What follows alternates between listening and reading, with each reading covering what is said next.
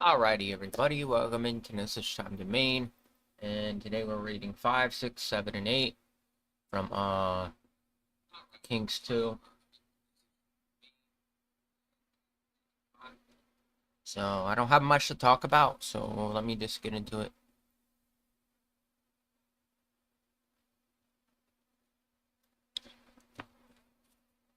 Alright, put this here.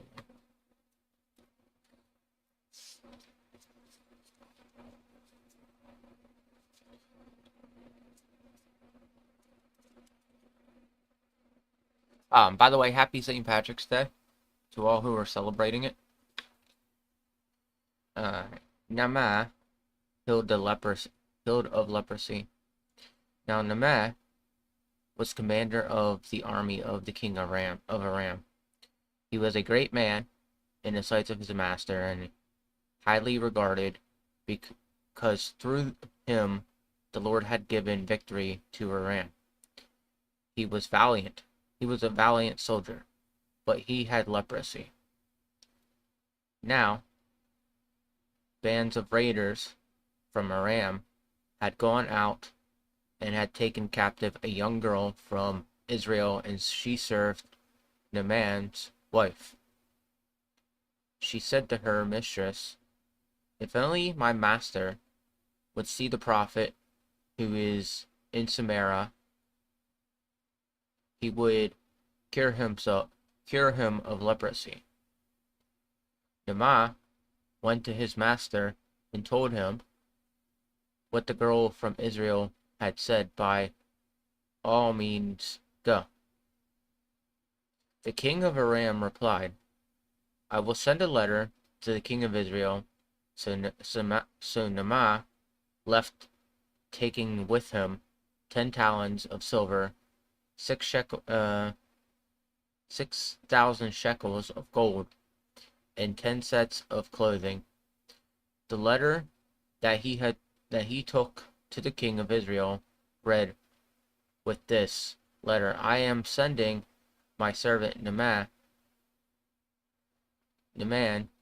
to you, so that you may cure him of leprosy."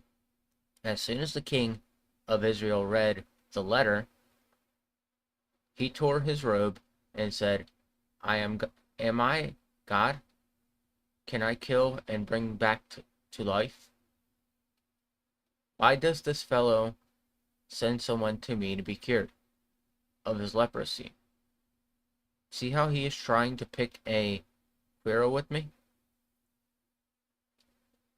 When Elisha, the man of God, heard that the king of Israel had torn his robe, he sent him this message: "Why have you torn your robes? Have the man come to me, and I will know that there is a prophet in Israel." So Naaman went with his horses and chariots and stopped at the door of Elisha's house. Elisha sent a messenger to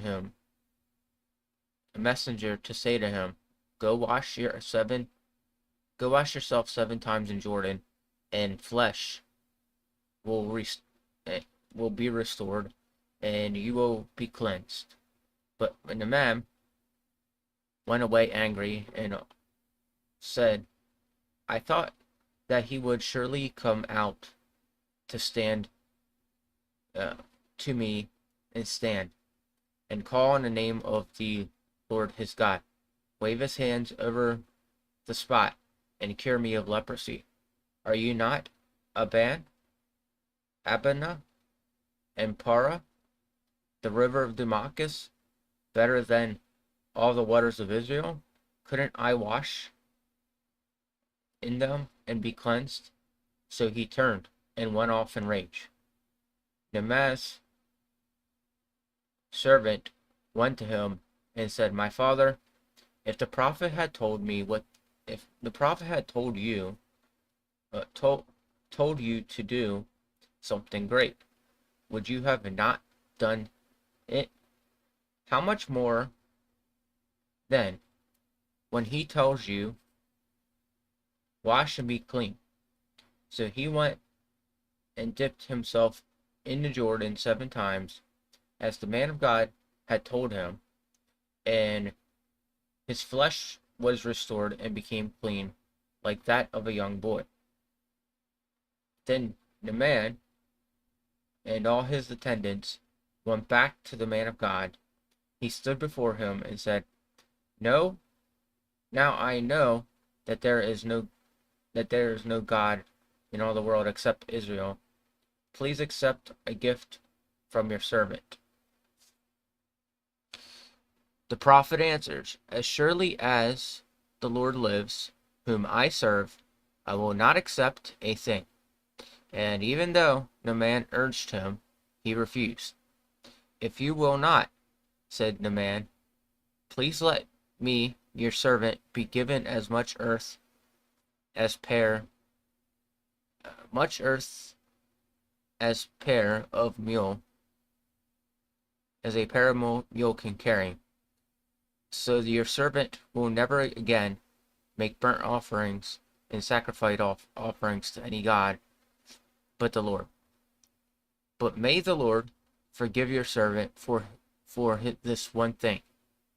When my master enters the temple of Rimmon to bow down, and he is leaning on my arm, and I have to bow down there also, when I bow down in the temple of Rimmon, may the Lord forgive your servant for this." "Go in peace," Elisha said. After Naaman had traveled some distance, Gehazi, the servant of Elisha, the man of God, said to himself, "My master was too easy on Naaman, this Aramean, by not accepting from him what he brought.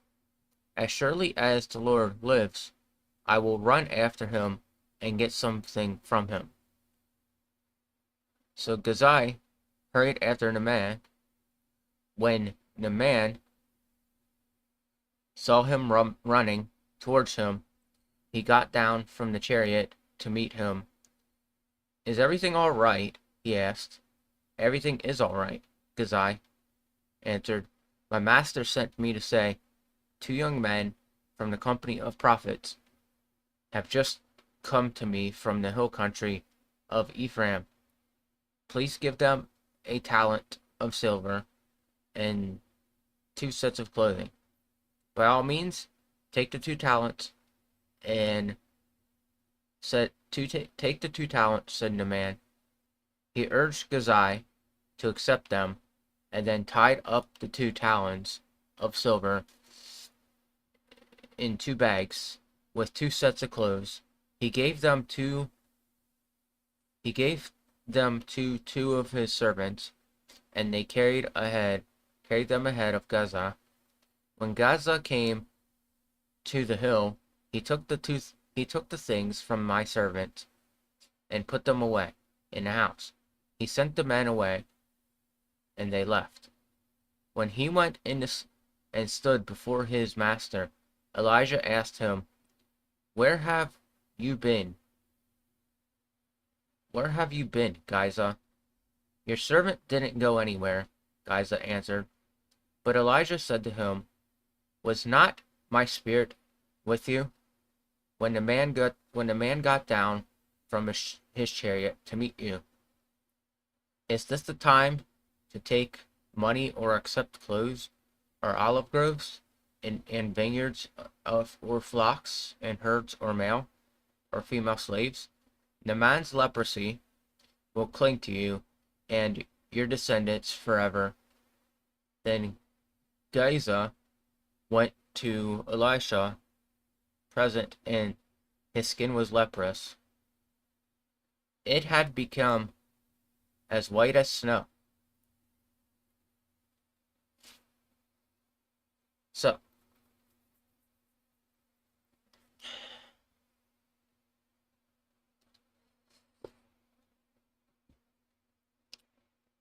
now we're on to chapter 6.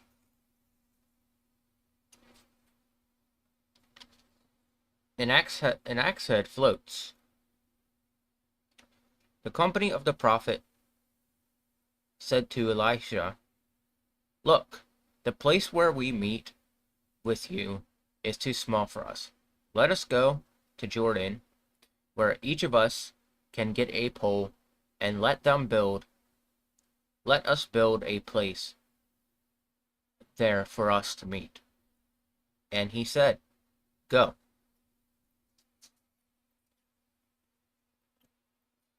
Then one of them said, "Won't you please come with your servants?" "I will," Elijah said, and he went with them. They went to the Jordan and began to cut down trees.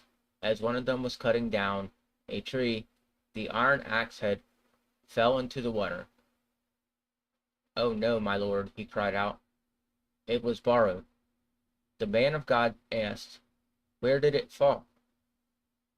When he showed him the place, Elijah cut a stick and threw it there, and made the iron float. "Lift it out," he said. Then the man reached out his hand and took it out. Elijah traps blinded Arameans. Now the king of Aram was at war with Israel. After conferring with his officers, he said, "I will set up my camp in such and such a place." The man of God sent word to the king of Israel, "Beware of passing this place because of the Arameans going down there." So the king of Israel checked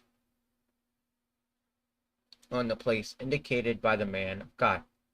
Time and again, Elijah warned the king so that he was on his guard in such places. This enraged the king of Aram. He summoned his officers and demanded of them, "Tell me, which of us is on the side of the king of Israel?" "None of us, my lord," the king said one of his officers. But Elisha, the prophet who was in Israel, tells the king of Israel that the very word you spoke in your bedroom.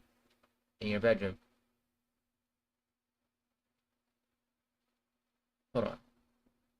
But Elijah the prophet who is in Israel tells the king of Israel the very words you spoke in your bedroom.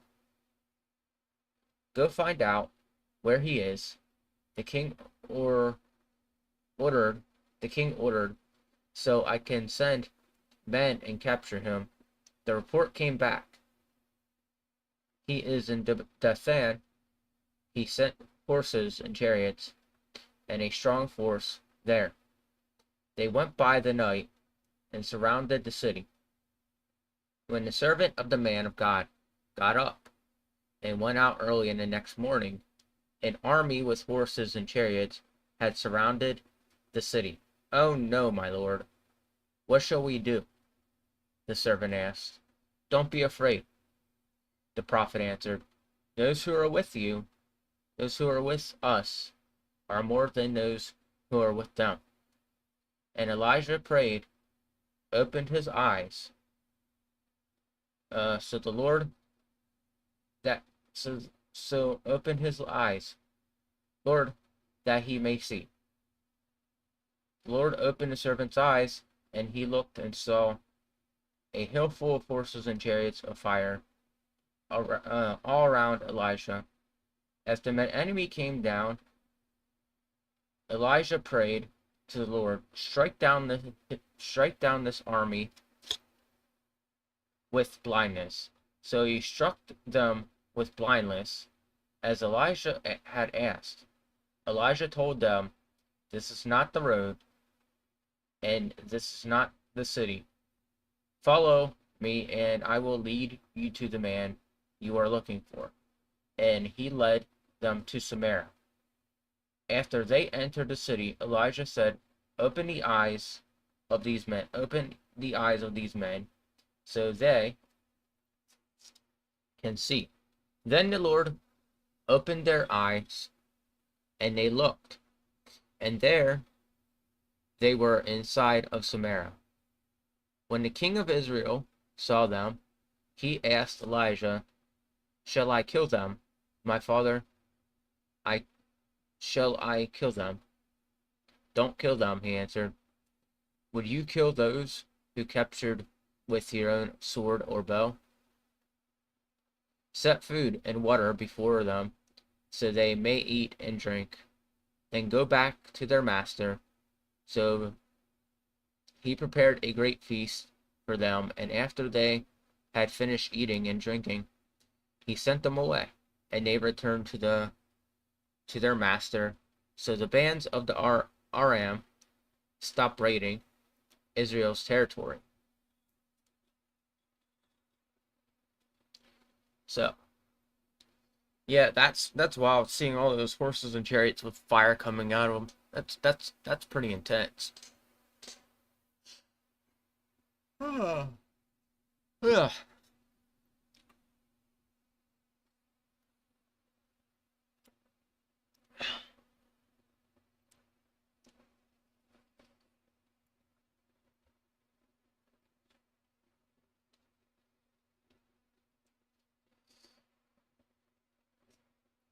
Famine besieged Samaria. Sometime later, Ben-Hadad, king of Aram, mobilized his entire army and marched up and laid siege to Samaria. There was a great famine in the city. The siege lasted so long that the donkey's head sold for 80 shekels of silver and a quarter of cap of seed pods for 5 shekels. The king of Israel was passing by on the wall. A woman cried to him, "Help me, my lord, the king." The king replied, "If the Lord does not help you, where can I get help for you? From the threshing floor, from the winepress?" Then he asked her, "What's the matter?" She answered, "This woman said to me, 'Give up your son, so we may eat him today, and tomorrow we'll eat my son.' So we cooked my son and ate him the next day." What? That is that is that's intense, man. I said to her, "Give up your son, we may eat him." But she had hidden him. When the king heard the woman's the woman's words, he tore his robe as he went along the wall. The people looked, and they saw that under his robe he had a sackcloth on his boy. He said, "May God deal with me, but it is ever so severely, if the head of Elisha of Shepheth remain on his shoulders today." Now Elijah was sitting in the house, and the elders were sitting with him. The king sent a messenger ahead, but before he arrived, Elijah said to elders, do you see, don't you see how this murderer is sending someone to cut off my head? Look, when the messenger comes, shut the door and hold it shut against him. Is not the sound of the master's footsteps behind him?" While he was still talking to them, the messenger came down to him. The king said, "This disaster is from the Lord. Why should I wait for the Lord any longer?" Yeah, these people are crazy. Chapter 7. Elijah replied, "Hear the words of the Lord. This is what the Lord says about this time. Tomorrow, sheh of the finest flour will sell for shekels, and 2 sashes of barley for a shekel at the gate of Samaria." The officer on whose arm the king was leaning said to the man of God, "Look, even if the Lord should open the floodgates of the heavens, could this happen? Will you see it with your own eyes? Answered Elijah, but you will not eat any of it, but you will not eat any of it. So these guys are short of food, so they were trying to cook this guy's son, and yeah, all because of famine. That's intense. The siege lifted. Now there were 4 men with leprosy at the entrance of the city gate. They said to each other, "Why stay here until we die? If we say, 'Well, go on into the city, the famine is there, and we will die. And if we stay here, we will die. Let's go over to the camp of the Arameans and surrender. If they spare us, we live. If they kill us, we die.'" At dusk, they got up and went to the camp of the Arameans. When they reached the edge of the camp, no one was there. The Lord had cursed the Arameans to hear the sound of chariots and horses and a great army. So they said to one another, "Look, the king of Israel has hired the Hittites and Egyptians, kings, to attack us." So they got up and fled into the dusk and abandoned their tents and their horses and donkey. They left the camp as it was and ran for their lives. The man who had leprosy reached the edge of the camp, entered one of the tents, and ate and drank. Then they took silver and gold and clothes and went off to hide them. They returned and entered another tent and took something from it and hid them also. They said to each other, "What were we doing? What we're doing is not right. And this is a day of good news, and we are keeping it to ourselves. If we wait until daylight, punishment will take over us. Let us go and report this to the royal palace." So they went and called out to the city gatekeepers and told them, We went into the Aramean camp, and no one was there. Not a sound of anyone, only tethered horses and donkeys and tents, just as they were. The gatekeepers shouted the news, and it was reported within the palace. The king got up in the night and said to his officers, "I will tell you what the Arameans have done to us. They know we are starving."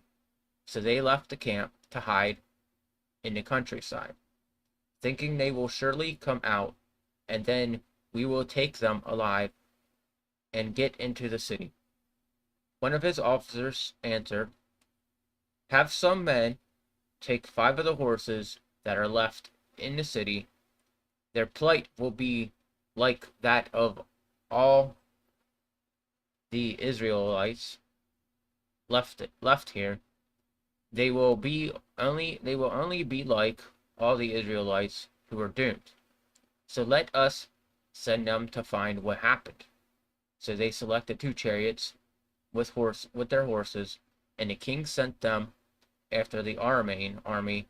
He commanded the drivers, "Go and find what has happened." They followed them as far as the Jordan, and they found the whole road strewn with the clothing and equipment the Arameans had thrown away in their headlong flight. So the messengers returned and reported to the king. Then the people went out and plundered the camp of Arameans.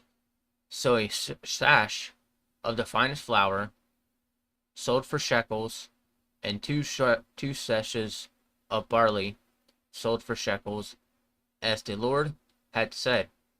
Now the king had put the officers on whose arm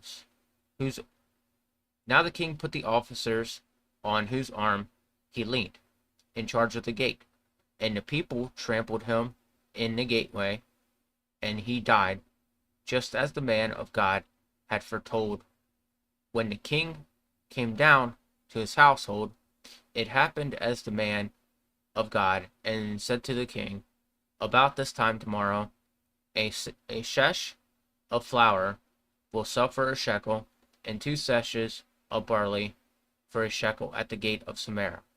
The officer had said to the man of God, look, even if the Lord should open the floodgates of heaven, this could not happen. Could this happen?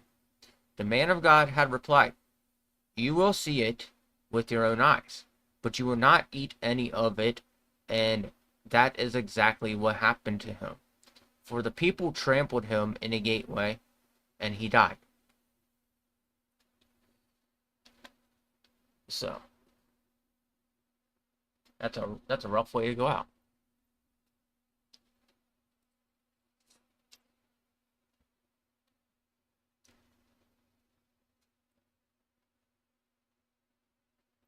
The Shunammite's land restored. Chapter 8. Now Elijah had said to the woman whose son has restored his life, go away with your family and stay a while wherever you can, because the Lord has decreed a famine in the land and will last 7 years. The woman proceeded to do as the man of God said. She and her family went away and stayed in the land of the Philistines 7 years. At the end of the 7 years, she came back from the land of the Philistines, went to appeal to the king for her house and land. The king was talking to Gehazi, the servant of the man of God, and had said, tell me about the great things Elijah has done. Just as Gehazi was telling the king how Elijah had restored the dead to life. The woman whose son Elijah had brought back to life came to appeal to the king of her house and land. Gehazi said, this is the woman, my lord the king, and this is her son, whom Elijah restored to life. The king asked the woman about it, and she told him. As he assigned an official to her case and said to him, give back everything that belonged to her, including all the income from her land, from the day she left the country until now. Hazael murders Ben-Hadad. Elijah went to Damascus, and Ben-Hadad, king of Aram, was ill. When the king was told, the man of God has come all the way up here, he said to Hazael, take a gift with you, then go to meet the man of God. Consult the Lord through him. Ask him, will I recover from this illness? Hazael went to meet Elijah, taking with him a gift of 40 camel loads, all the finest wares of Damascus. He went in and stood before him and said, your son, Ben-Hadad, king of Aram, has sent to me. I will recover from this illness.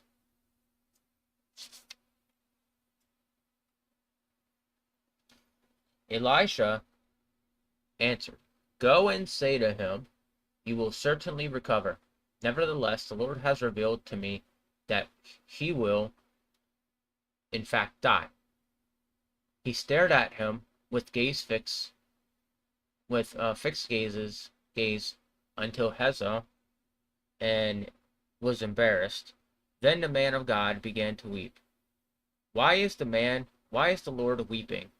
Asked Hazael. Because I know the harm you will do to him, to the Israelites. And he answered, you will set fire to their fortified place, kill their young men with the sword, dash the little children, to the ground and rip open their pregnant women. Jeez. Hazael said, "How could your servant, a mere dog, accomplish such a feat? The Lord has shown me that you will be king of Aram," answered Elisha. Then Hazael left Elijah and returned to his master. Then Ben-Hadad asked, "What did Elijah say to you?" Hazael replied, "He told me that you would certainly recover." But the next day he took a thick cloth, soaked in water, and spread it over the king's face, so that he died. Then Hazael succeeded him as king. Jehoram, king of Judah, in the 5th year of Joram, son of Ahab, king of Israel, when Jehoshaphat was king of Judah, Joram, son of Jehoshaphat, began his reign as king. He was 32 years old when he became king, and he reigned in Jerusalem 8 years. He followed the ways of kings of Israel, as the house of Ahab had done. He married a daughter of Ahab. He did evil in the eyes of the Lord. Nevertheless, for the sake of his servant David, the Lord was not willing to destroy Judah. He had promised to maintain a lamp of David and his descendant forever. In the time of Joram, Edom rebelled against Judah and set up his own king. So Joram went to Zerah with all his chariots. The Edomites surrounded him and his chariot commander, but he rose and broke through. By night, his army, however, fled back home. To this day, Edom has been a rebellion against Judah. Laban revolted at the same time. As for other events, Joram's reign and all he did, they were not written in the book of were they not written in the book of Annals of king of Judah? Joram rested with his ancestors and was buried with them in the city of David. In Asa, his son succeeded him as king. Asa, king of Judah, in the 12th year of Joram, son of Ahab, king of Israel, Asa, son of Joram, king of Judah, began to reign. Asa was 22 years old when he became king, and he reigned in Jerusalem 1 year. His mother's name was Alatha, a granddaughter of Aram, king of Israel. He followed the way of the house of Ahab, and did evil in the eyes of the Lord, as the house of Ahab had done, for he was related by marriage to Ahab's family.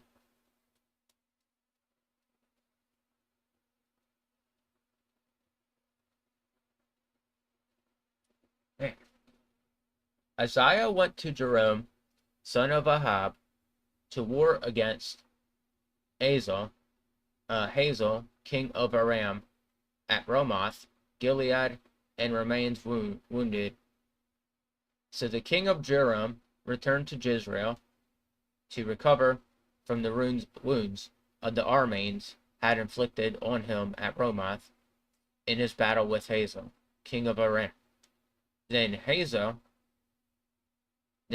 Hazah, son of Joram, king of Judah, went down to Jezreel to see Joram, son of Ahab, because he had been wounded. So, chapter 9. So, yeah, there was a lot of kings. These books now, they're very, very dramatic. In case you haven't noticed, a lot of them are dramatic. A lot of them have like a lot of like crazy drama in them, and it's just something, it's something. It's interesting to see what the Lord did back at these times, and how things were handled and all that. You know, and my thing is like, I talk about this, but we all know that there's supposed to be some rapture going on. Now, when is that going to take place? I, I'm going to say this. With the way it sounds, it sounds like it's going to take place, on April the 8th. People are saying there's supposed to be eclipse, but I can't naturally say that April the 8th is going to be an eclipse. Um, you know what?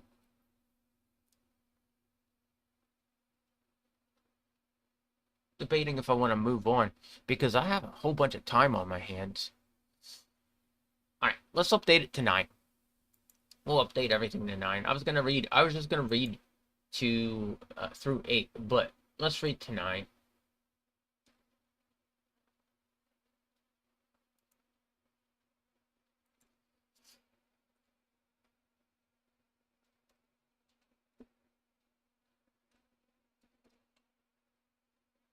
Alrighty, now.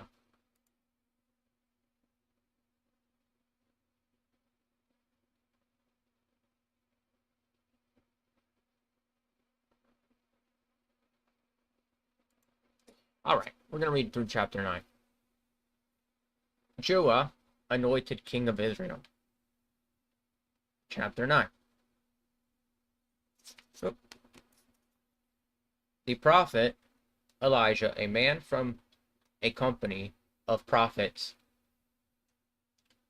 The prophet Elijah summoned a man from the company of prophets and said to him, tuck your cloak in your belt, take this flask of oil, olive oil, with you, and go to Ramoth, Gilead. When you get there, look for Joah, son of Josaphat, son of Nimshi.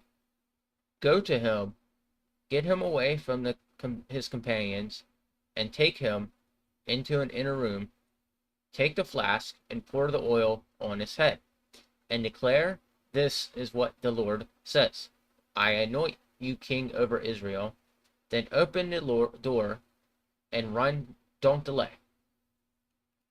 So the young prophet went to Ramoth Gilead. When he arrived, he found the army's officers sitting together. I have a message for you, commander, he said. For which of us? Asked Joah. For you, commander, he replied. Joah got up and went into the house.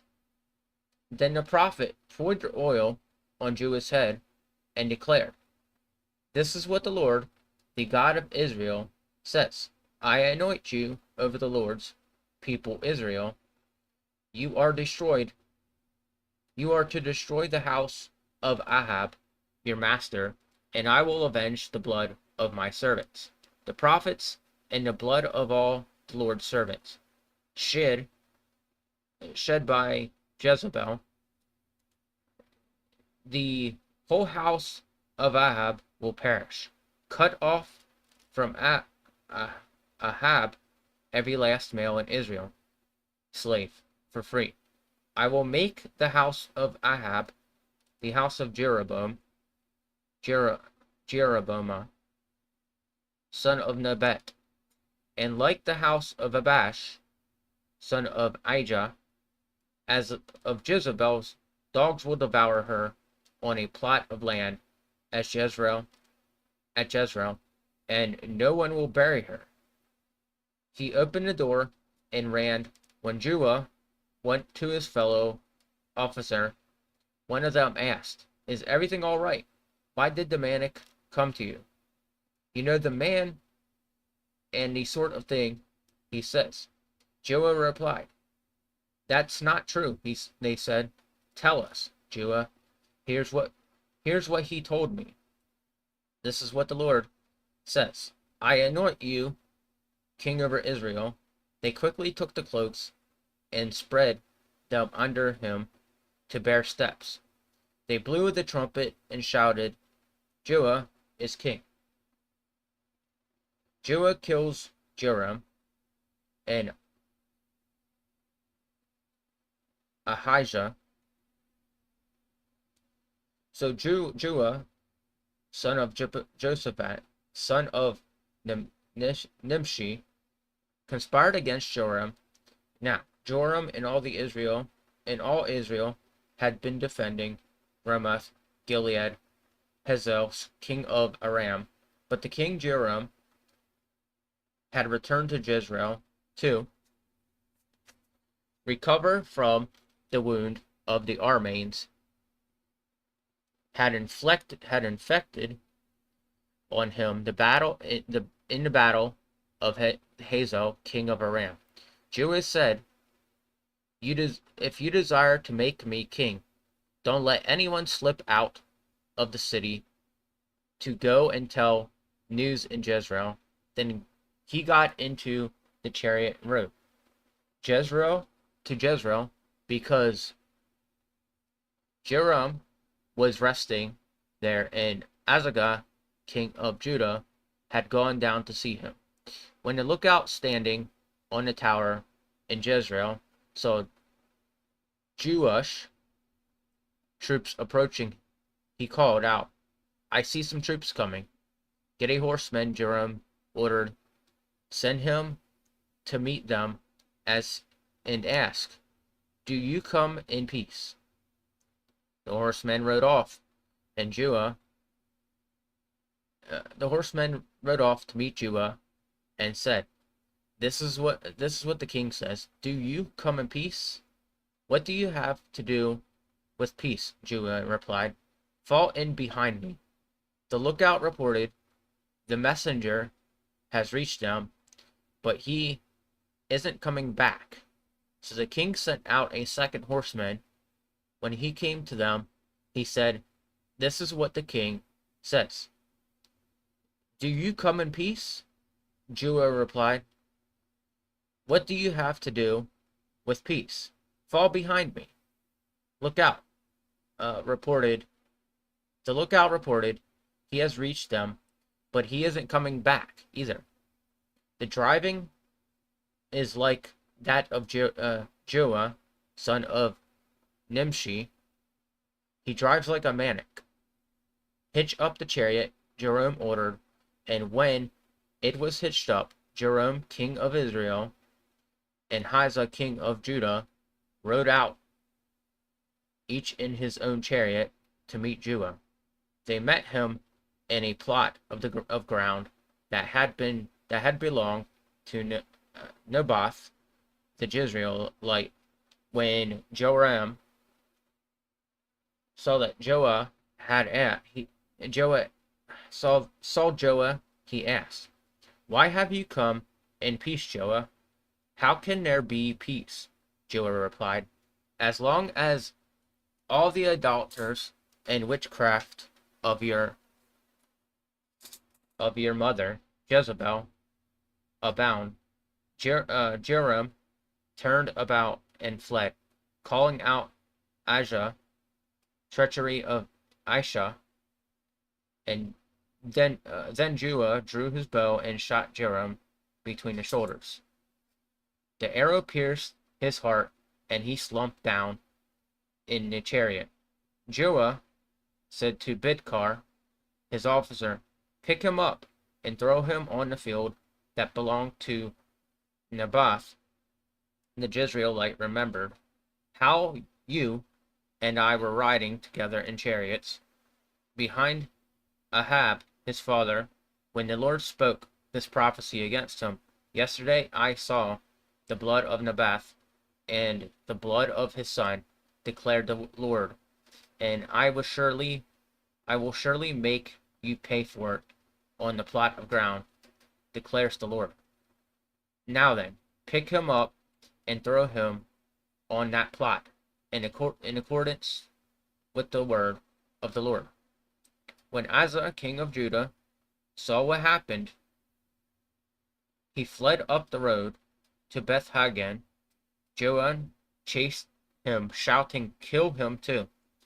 They wounded him in his chariot on the way up to Gur, near Ibalim, but he escaped to Megiddo and died there. His servants took His servant took him by chariot of Jerusalem and buried him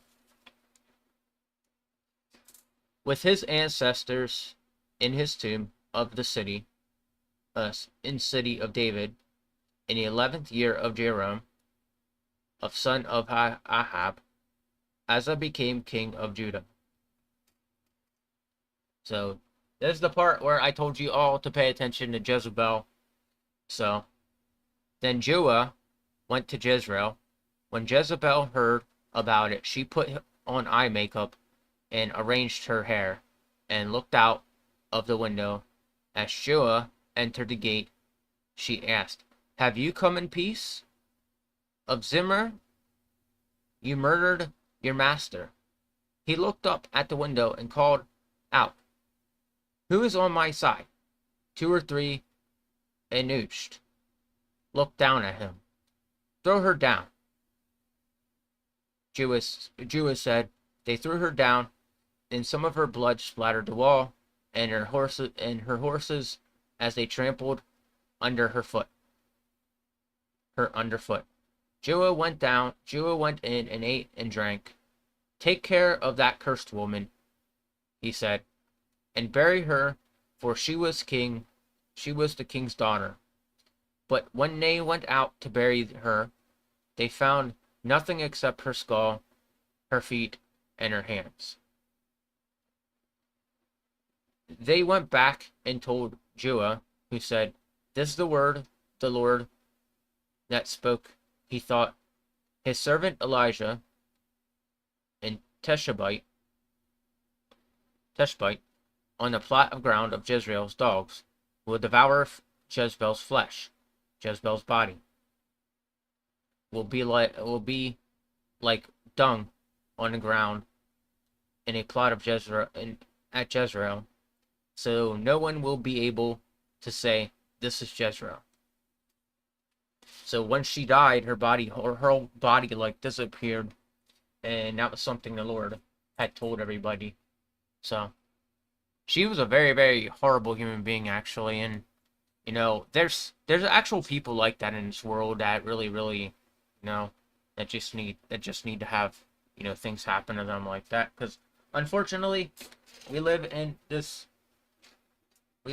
world where people do malicious, very, very malicious, very, very bad things, and includes even screwing like average people over like myself.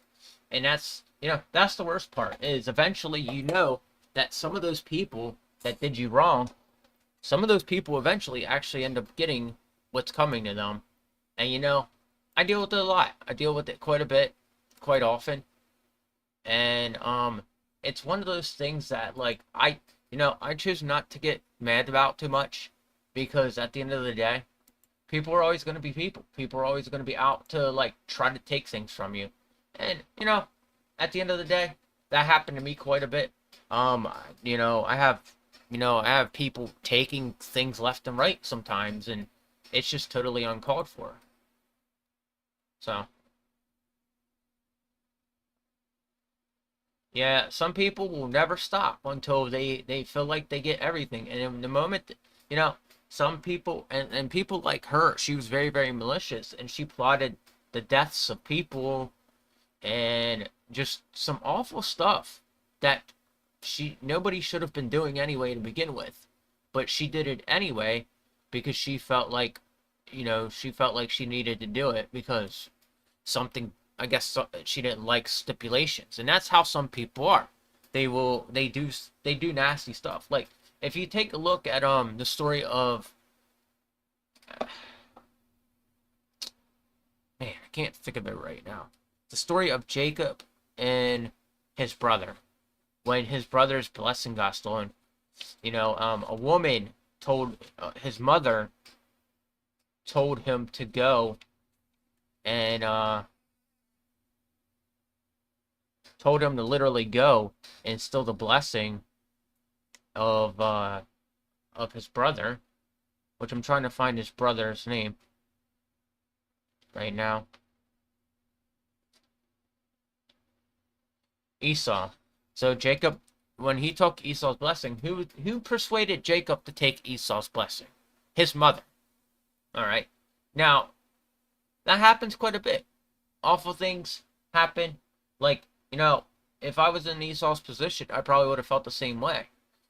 But people continue to steal blessings in today's age, and they're just very, very ruthless about it. And it comes back to them where they eventually all get cursed by God, or something happens to them, and then they like question why did this happen to me anyway? And it happens because people choose not to learn to be different than they are. I've seen so many people mess things up for me that it's not even funny sometimes. And I try my best to sit there and deal with it. And sometimes I get really, really furious because, I could be trying to connect with somebody, and because a bunch of people out there don't want me to connect.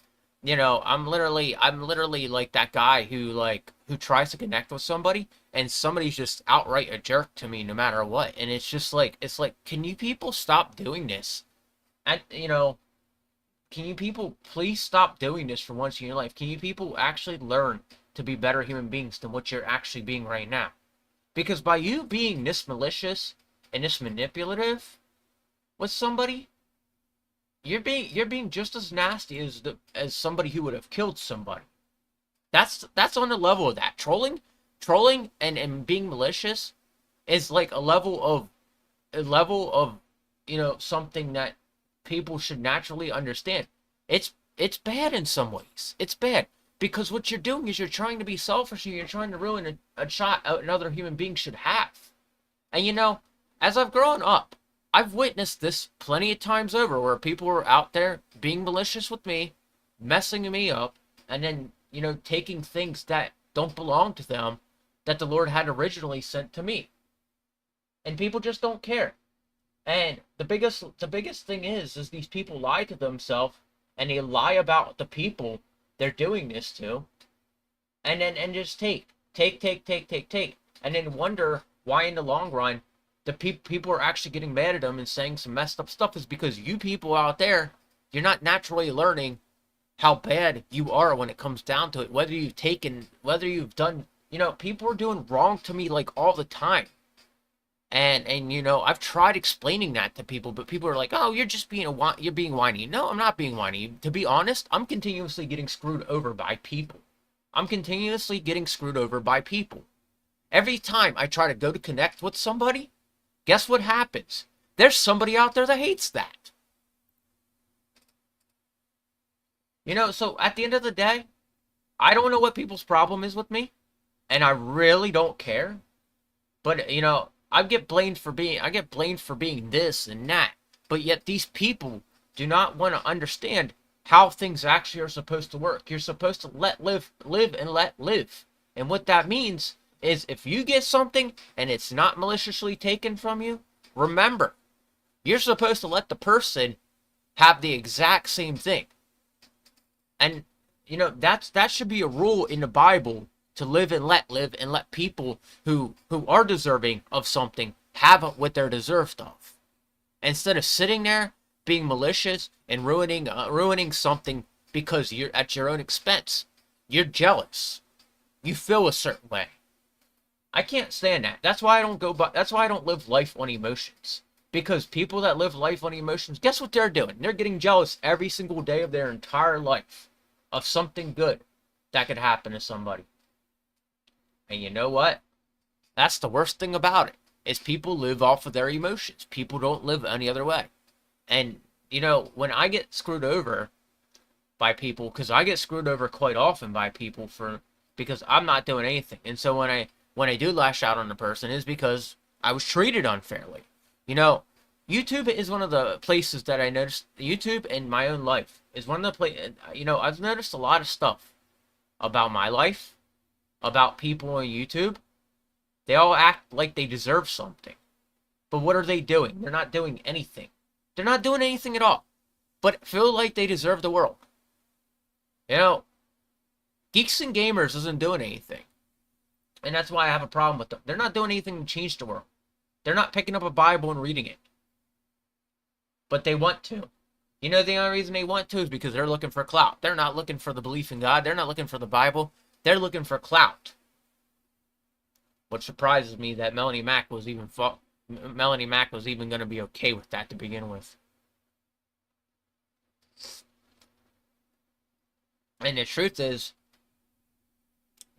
people need to start understanding. You just can't go through life being continuously selfish. You have to have some sort of like understanding as to why, why is it that every male, when I talk to a woman, just has it out for me? Why is that? Why am I that guy? And it just every single year, this repeats itself. And the more and more it repeats itself, it's like the more and more I see why, the world is going the way it is. Because I'm in a repeated cycle. I'm in an exact repeated cycle that I've changed numerous times. But they can't change. You know why they can't change? Because they're not trying to be different.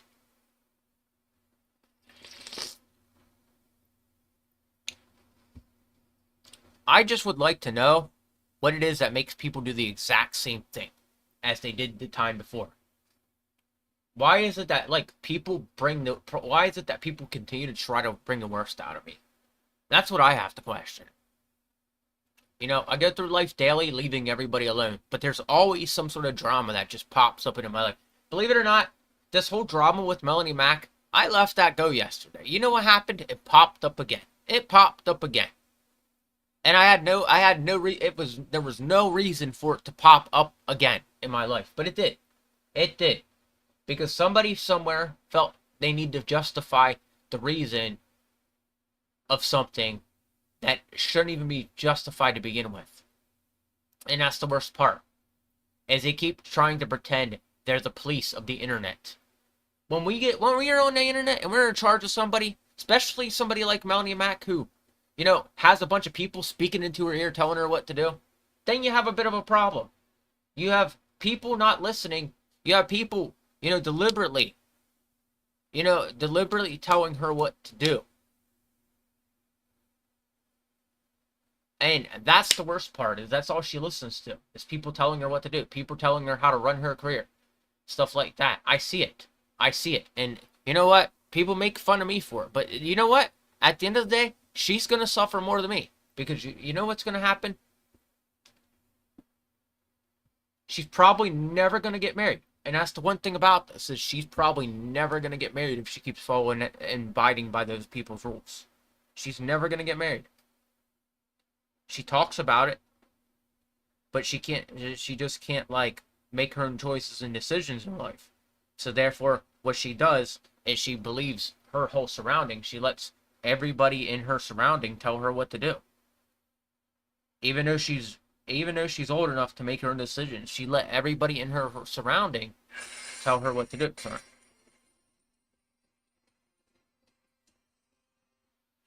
Checking something real quick. So, I want you to rethink yourselves a little bit. If you are telling people how to live their life, if you are telling people what to do, if you are out there making random drama with people and people are doing nothing to you, I want you guys out there to understand. There's no reason for that. You have no place, no right in the world to create drama for another human being who's not doing anything to anybody. I wear a cross and I read the Bible. But there are a lot of evil people in the world that speak into the ears of people and deliberately change the mindsets of people just so they can get what they want. And you know what that does? That draws people away from their own religion. You know why? I know that. Because the comment that Melanie Mack left me. She was drawn away from her religion. She don't care about her religion anymore. From the looks of it, I don't know if she's going to come back and post to her YouTube channel, but she basically proved she don't care about her religion by telling me I need to go see a mental health specialist. That's not believing in God. That's not believing in Jesus Christ. That's believing that that's not even believing in the Bible anymore at that point. And that's disappointing. Because, at the end of the day, whoever told her to do that, is whoever told her to do that, yeah, yeah, there's a reason she's doing that. I don't know. Stop believing what everybody's telling you is all I'm saying. God doesn't want you to believe everything everybody's telling you.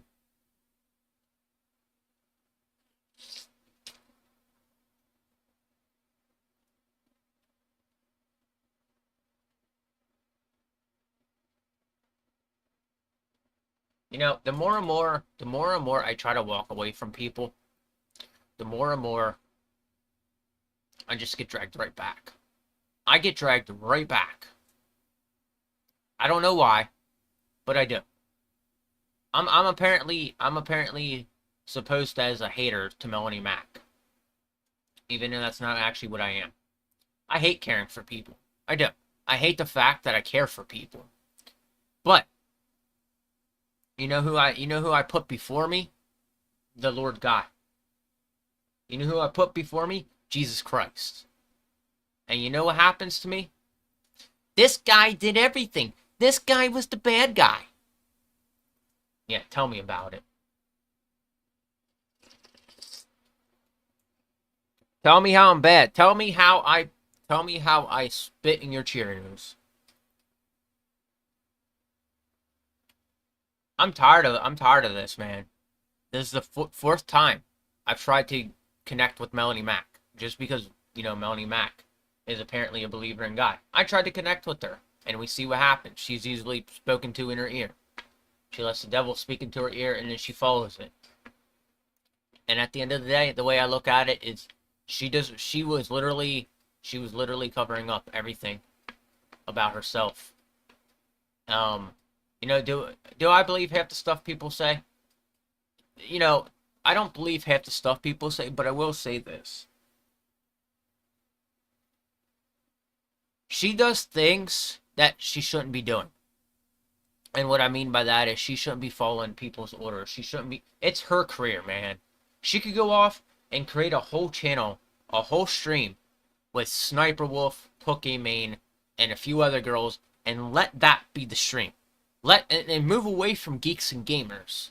All right, that's the potential she has. But she keeps letting this group of goofballs who complain about everything on their channel, movies, video games, comic books, and then come into the video game community thinking they're gamers. I just don't get it. I don't get how, like, somebody who was already a face on the internet before geeks and gamers became a thing literally let them control their whole career.